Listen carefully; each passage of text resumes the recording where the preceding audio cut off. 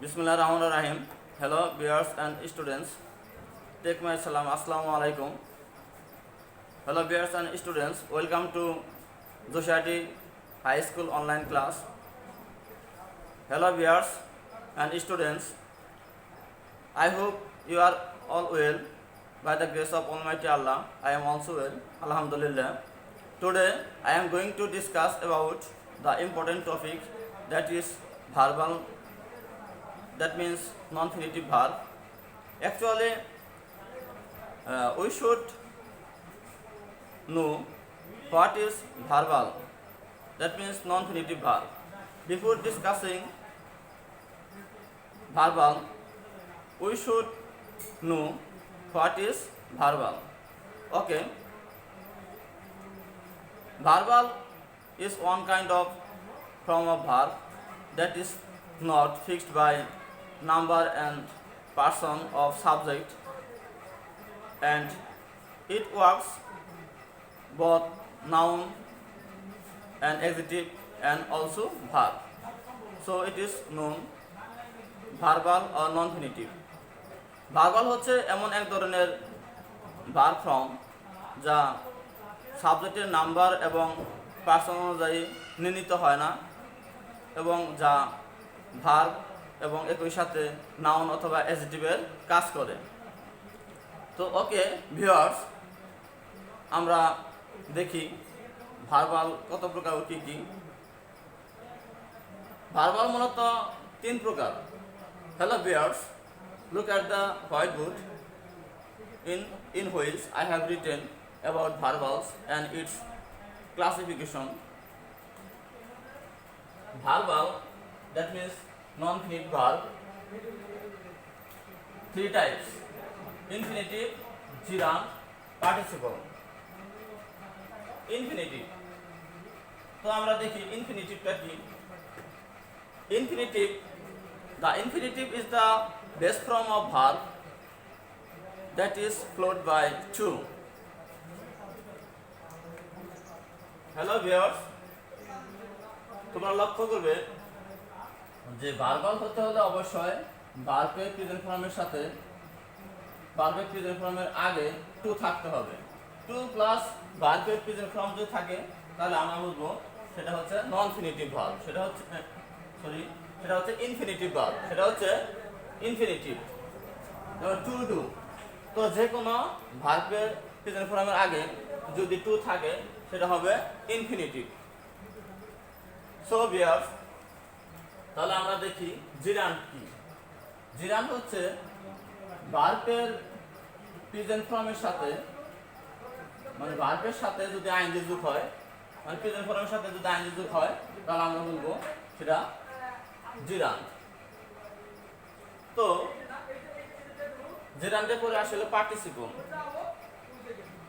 তো পার্টিসিপল হচ্ছে তিন ধরনের: প্রেজেন্ট, পাস্ট, পারফেক্ট।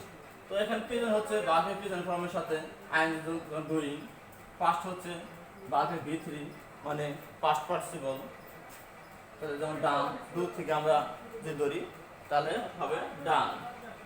পারফেক্ট হচ্ছে যে কোনো ভার্বের আগে যদি হ্যাভিং থাকে তাহলে সেটা হবে পারফেক্ট পার্টিসিপল, মানে হ্যাভিং প্লাস ভার্বের V3, that means past participle, having ডান। তো ওকে, হ্যালো ভিউয়ার্স অ্যান্ড স্টুডেন্টস, তো আমরা দেখি what is gerund and what is participle and infinitive. So now I will discuss one by one according to the serial which I have written on the whiteboard. Okay, viewers and students, number one, infinitive. তো আমরা এখানে বলছি যে ভার্বের present ফর্মের সাথে যদি two থাকে, মানে তার আগে যদি আমরা টু ব্যবহার করি, to will be used before the base form of verb, that will be infinitive. For example,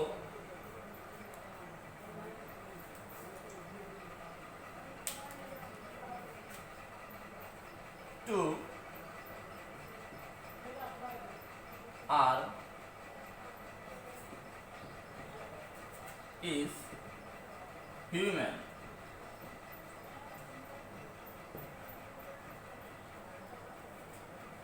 to walk is good for all ages, all aged people.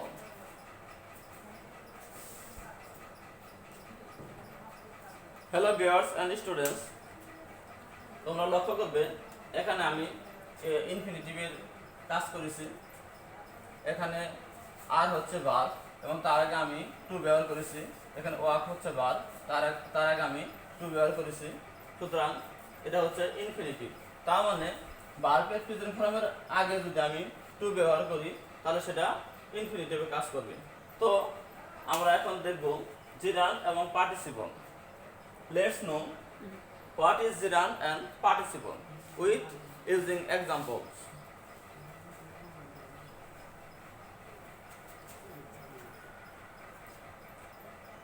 Gerund. Gerund.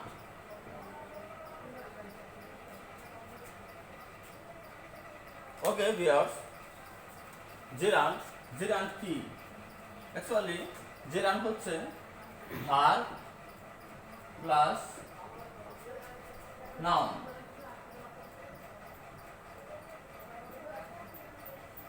অর্থাৎ যে ভার্ব একই সাথে ভার্ব এবং নাউনের কাজ করে তাকে বলা হয় gerund.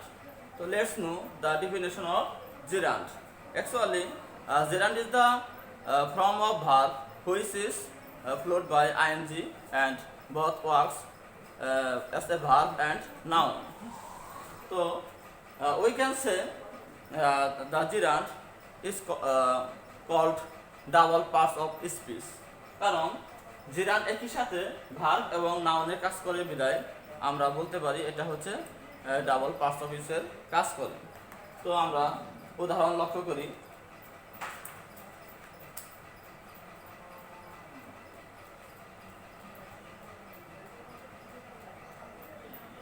Fine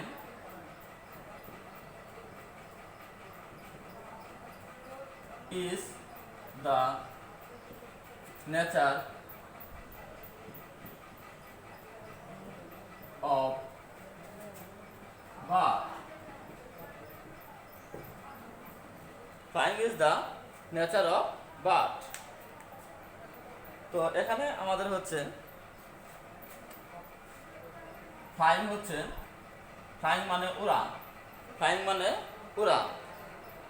তাহলে আর এই ফ্লাইং দ্বারা পাখির উড়াকে বোঝায়, মানে কোনো কিছু উড়ছে এরকম কোনো কিছু বোঝায়। তো এই ফ্লাইং ওয়ার্ডটা একটা স্থির অবস্থা বোঝাচ্ছে, শুধু উড়াকে বোঝাচ্ছে। আর এই ফ্লাইং টু বি ভার্বের সাবজেক্ট হিসেবে বসছে। আর আমরা জানি যদি ভার্বের আগে কোনো কিছু সাবজেক্ট হিসেবে বসে তা সাধারণত নাউন হয়, বেসিক্যালি সেটা নাউন। আর যেহেতু ফ্লাই ভার্বের সাথে আইএনজি যোগ হয়ে এটা নাউন হয়েছে, সুতরাং আমরা বলতে পারি এটা জিরান্ড। তাহলে জিরান্ডের কাজ হচ্ছে ভার্বের কাজ করা এবং নাউনের কাজ করা। কিন্তু প্রেজেন্ট পার্টিসিপলের কাজও কিন্তু সেম, কিন্তু মানে দ্যাট মিনস প্রেজেন্ট পার্টিসিপলের সাথেও আইএনজি যোগ হয়, কিন্তু তা ভার্ব এবং অ্যাডজেক্টিভের কাজ করে। তো আমরা পরে দেখব যে what is the difference between present participle and জিরান্ড। তো স্টুডেন্টস অ্যান্ড ভিউয়ার্স, আমরা দেখি যে তাহলে ভার্বের প্রেজেন্ট ফর্মের সাথে আইএনজি যোগ হয়ে যদি স্থির অবস্থা বোঝায় এবং কোনো কিছুকে মডিফাই না করে, কোয়ালিফাই না করে, তাহলে সেটা হবে জিরান্ড। তো জিরান্ড কিভাবে ব্যবহার হতে পারে, how to use জিরান্ড in the sentences. তো আমরা এটা দেখব জিরান্ড কিভাবে ব্যবহার হতে পারে।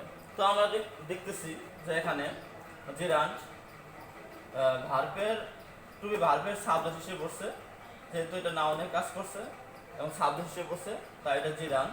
আর উড়া হচ্ছে একটা স্থির অবস্থা। তো let's know next example.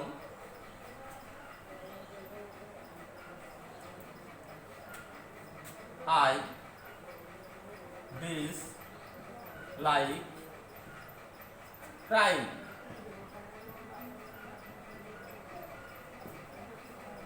Hello viewers and students, তোমরা লক্ষ্য করবে যে এখানে ক্রাইম ক্রাইম মানে কন্দন, মানে কান্না। তো আই ডিসলাইক ক্রাইম, আমি কান্না অপছন্দ করি। তো এখানে ক্রাইম হচ্ছে, এখানে ডিসলাইক হচ্ছে মেন ভার্ব। তো দ্যাট মিনস আমরা বলতে পারি এটাকে ট্রানজিটিভ ভার্ব। তো এই ক্রাইম শব্দটা মেন ভার্বের অবজেক্ট হিসেবে বসছে, আর এই ট্রানজিটিভ ভার্বের অবজেক্ট হিসেবে ক্রাইম শব্দটা বসছে বিদায় এটা হচ্ছে জিরান্ড। আর ক্রাইম কাউকে মডিফাই করে নাই। আমি কান্না পছন্দ করি, এখানে শুধু অবজেক্ট হিসেবে বসছে, সুতরাং এই ক্রাইম হচ্ছে জিরান্ড। তো আমরা বুঝলাম যে টু বি ভার্বের আগে যদি ভার্বের সাথে আইনজি যোগ হয়ে নাউন সাবজেক্ট হিসেবে কাজ করে তাহলে সেটা জিরান্ড, আর ট্রানজিটিভ ভার্বের পরে যদি অবজেক্ট হিসেবে কাজ করে সেটা হবে জিরান্ড।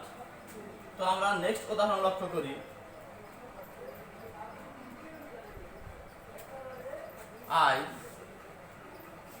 I am fond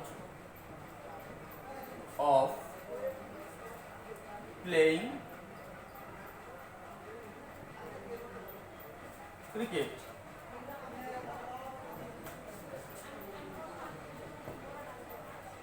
তো ভিউয়ার্স এন্ড স্টুডেন্টস, তোমরা লক্ষ্য করবে যে এখানে প্লেইং ভার্বের সাথে আইনজি যোগ হয়েছে এবং সেটা প্রিপজিশনের পরে বসেছে, প্রিপজিশনের অবজেক্ট হিসেবে বসেছে।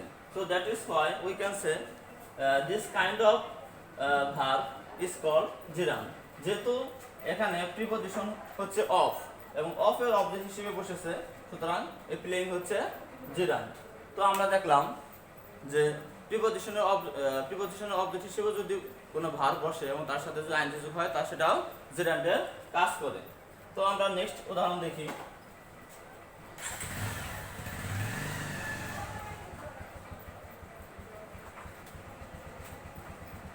I dislike his gossiping.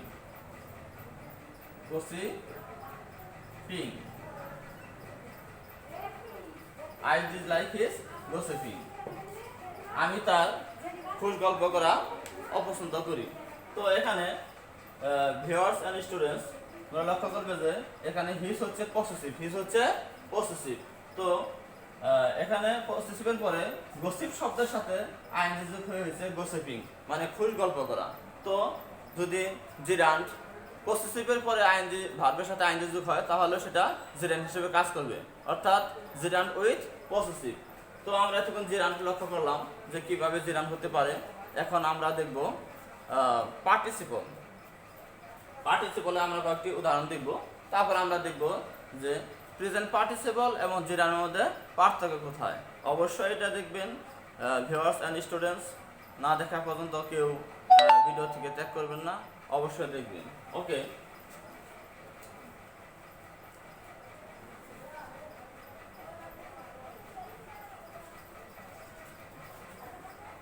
Participle.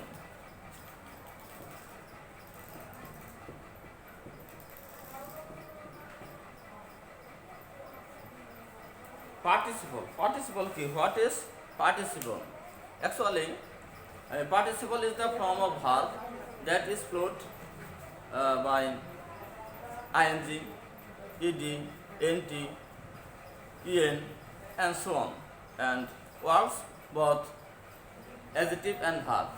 অর্থাৎ যদি আমরা ভার্বের সাথে আইএনজি যোগ করি অথবা ইড যোগ করি, ইটি যোগ করি অথবা ভার্বের পাস্ট পার্টিসিপল করি তাহলে সেটা পার্টিসিপলের কাজ করে, এবং পার্টিসিপল সেটা ভার্ব এবং অ্যাডজেক্টিভের কাজ করে। তার মানে পার্টিসিপল হতে হলে অবশ্যই সেটা ভার্ব হতে হবে এবং সেটা অ্যাডজেক্টিভ হিসেবে কাজ করবে।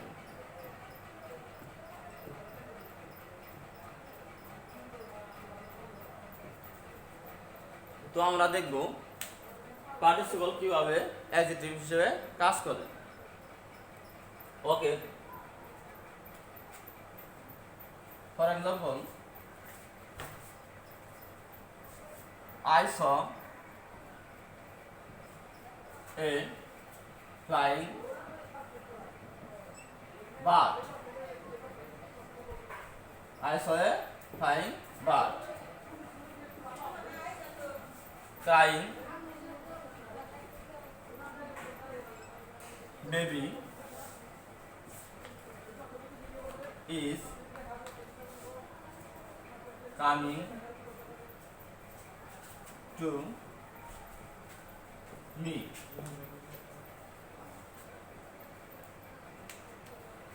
ওকে ভিউয়ার্স এন্ড স্টুডেন্টস, লক্ষ্য করবে যে এখানে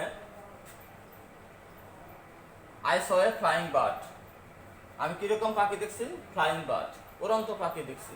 তো এখানে ফ্লাই শব্দের সাথে আইএনজি যোগ করে হয়েছে ফ্লাইং। ফ্লাইং এই শব্দটি আর এই ভার্বটি বার্ড মানে পাখিকে মডিফাই করেছে। সো আমরা কিরকম পাখি দেখছি? উড়ন্ত পাখি। যদি কোনো চলন্ত কোনো কিছু বোঝায় তাহলে সেটা হবে পার্টিসিপল। তাহলে যেহেতু ভার্বের সাথে আইএনজি যোগ হয়ে ফ্লাইং হয়েছে, তাহলে এটা আমরা বলতে পারি এটা হচ্ছে প্রেজেন্ট পার্টিসিপল। আর আমরা যদি বলি কোন ধরনের পার্টস অফ স্পিচ, তাহলে আমরা বলতে পারি এটা হচ্ছে অ্যাডজেক্টিভ। কি হিসেবে পার্টস অফ স্পিচ? পার্টিসিপল হিসেবে এটা অ্যাডজেক্টিভ। আবার আমরা যদি পরের এক্সাম্পলটা লক্ষ্য করি, crying, crying baby is coming to me. Crying baby কান্নারত শিশু আমার কাছে আসতেছে, এরকম বোঝায়। তো ক্রাইং বেবি মানে কিরকম বেবি? ক্রাইং বেবি মানে যে শিশুটি কান্না করে। তাহলে এই ক্রাইং শব্দটা বেবিকে মডিফাই করছে, তাহলে আমরা বলতে পারি এই ক্রাইং শব্দটা হচ্ছে পার্টিসিপল, কারণ পার্টিসিপল অ্যাডজেক্টিভের কাজ করে। আর পার্টিসিপলটা সেটা নাউনের আগে বসে, যেহেতু baby noun, bird noun, crying bird বেবিকে মডিফাই করছে, আর ফ্লাইংটা বার্ডকে মডিফাই করছে। So that is why we can say both of them are used as participle, that means present participle. তো past participle হিসেবে ব্যবহার হতে পারে, যেমন আমি উদাহরণ দেই, the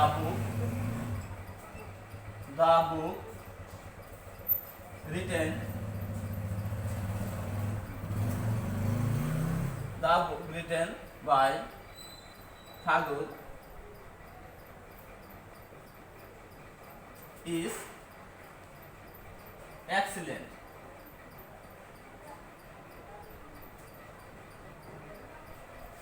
তো এখানে রিটেন মানে ভার্বের পাস্ট পার্টিসিপল। রাইট শব্দটা হচ্ছে মেন ওয়ার্ড মানে প্রেজেন্ট ওয়ার্ড, তার পাস্ট পার্টিসিপল হচ্ছে রিটেন। তো এখানে আমরা দেখি যে দ্য বুক বইটি written by Tagore is excellent, মানে রবীন্দ্রনাথ ঠাকুরের লেখা যে বইটি সেটা হচ্ছে খুব চমৎকার। তো এখানে রিটেন শব্দটা কাকে মডিফাই করছে? এই বুক শব্দটাকে মডিফাই করছে। তো বুক হচ্ছে নাউন আর রিটেন ভার্বের পাস্ট পার্টিসিপল। তো এখানে তাহলে আমরা বলতে পারি এই রিটেন শব্দটা অ্যাডজেক্টিভ হিসেবে কাজ করেছে। তো তো এখানে কোন ধরনের পার্টিসিপল? Past participle. তো ওকে ভিউয়ার্স এন্ড স্টুডেন্টস, আমরা দেখব এখন পারফেক্ট পার্টিসিপল কি রকম ভাবে কাজ করে।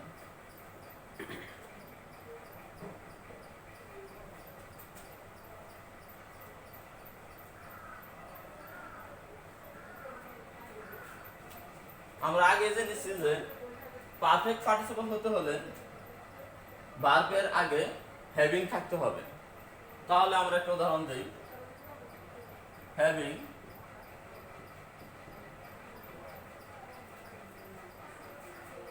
eaten rice